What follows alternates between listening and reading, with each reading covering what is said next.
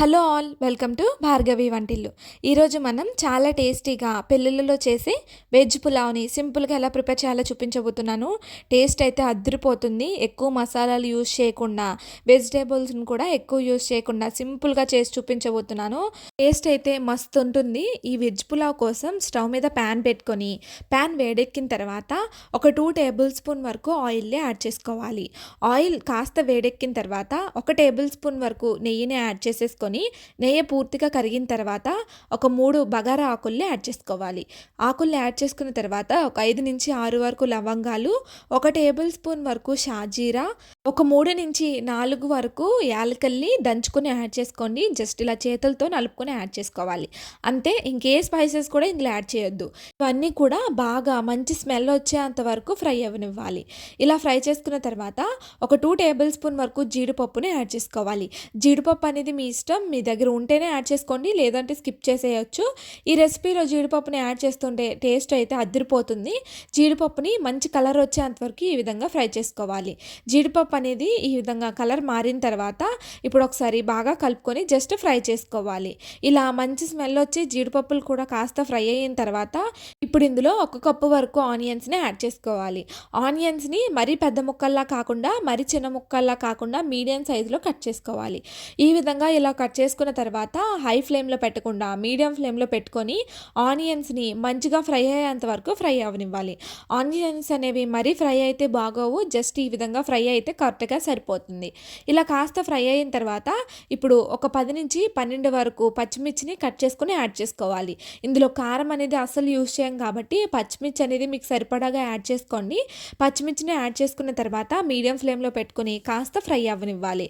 పచ్చిమిర్చి ఈ విధంగా ఫ్రై అయిన తర్వాత ఇప్పుడు ఇందులో ఒక పెద్ద టమాటాని తీసుకొని, మరీ పెద్ద పీసెస్లా కాకుండా చిన్న చిన్న పీసెస్లా కట్ చేసుకొని యాడ్ చేసుకోవాలి.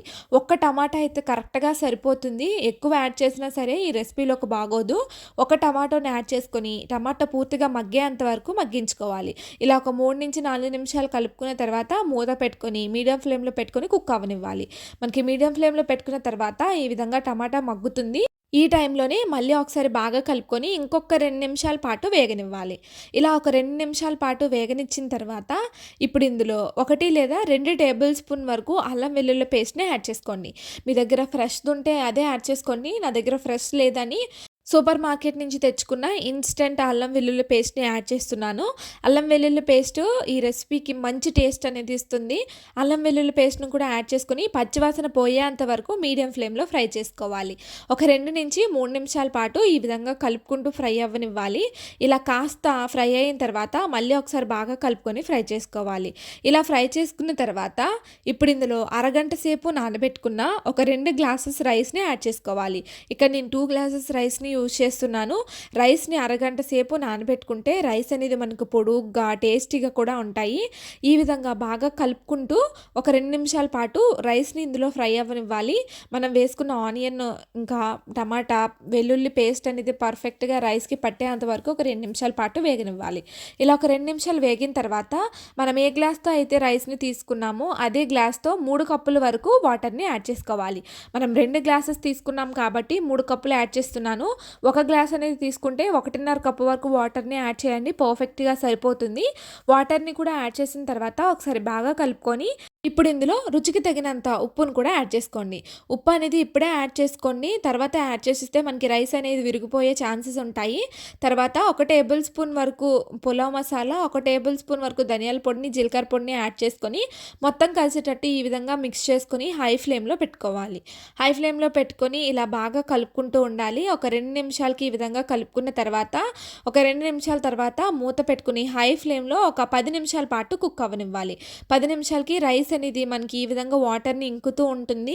ఈ టైంలోనే 1 టేబుల్ స్పూన్ వరకు కొత్తిమీరని కూడా యాడ్ చేసుకొని బాగా కలుపుకోవాలి. కొత్తిమీరని యాడ్ చేసుకున్న తర్వాత ఒకసారి బాగా మిక్స్ చేసుకోవాలి. ఈ రెసిపీలో కొత్తిమీర ఫ్లేవర్ అనేది చాలా బాగుంటుంది. రైస్ని విరిగిపోకుండా మెల్లిగా ఈ విధంగా కలుపుకుంటూ ఉండాలి. మనకి కొంచెం వాటర్ అనేది ఉంది కదా, ఈ కొత్తిమీర మొత్తం రైస్లోకి బాగా మిక్స్ అయ్యేటట్టు ఈ విధంగా కలుపుకోవాలి. మెల్లిగే కలపండి. మనం ఎటు పడితే అలా కలిపేస్తే మనకి రైస్ అనేది విరిగిపోయే ఛాన్సెస్ పీసెస్ ఉంటాయి. ఇప్పుడు మళ్ళీ ఒకసారి మూత పెట్టుకొని మీడియం ఫ్లేమ్‌లో ఒక 10 నిమిషాల పాటు ఉడకనివ్వాలి. 10 నిమిషాలకి ఇలా మనకి పర్ఫెక్ట్‌గా ఉడికిపోతుంది. పొడి పొడిలాడుతూ ఈ రెసిపీ చాలా బావుంటుంది. ఇంకొంచెం సేపు మనం చల్లారనిస్తే పొడి పొడిలాడుతూ చాలా బావుంటుంది. రైస్ అస్సలు విడగకుండా టేస్టీగా ఉంటుంది. పెళ్ళిళ్ళలో లేదా ఫంక్షన్‌లో ఎక్కువ క్వాంటిటీ అయినా ఇదే ప్రాసెస్‌తో చేస్తారు. చాలా టేస్టీగా ఉంటుంది కదా!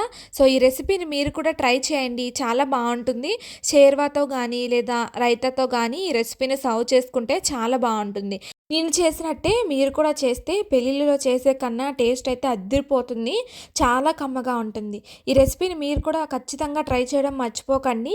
ఇంకా మీకు ఎలాంటి వీడియోస్ కావాలనేది కిందన కామెంట్ సెక్షన్‌లో మెన్షన్ చేయండి. ఈ రెసిపీని మీరు కూడా ట్రై చేసి మీ ఫీడ్‌బ్యాక్‌ని నాకు కామెంట్ చేయండి. ఇంకా మన ఛానల్‌ని ఫస్ట్ టైం చూస్తున్నట్లయితే ఇలాంటి మరెన్నో వీడియోస్ కోసం మన ఛానల్‌ని సబ్స్క్రైబ్ చేసుకొని పక్కనే ఉన్న బెల్ ఐకాన్‌ని యాక్టివేట్ చేసుకోండి.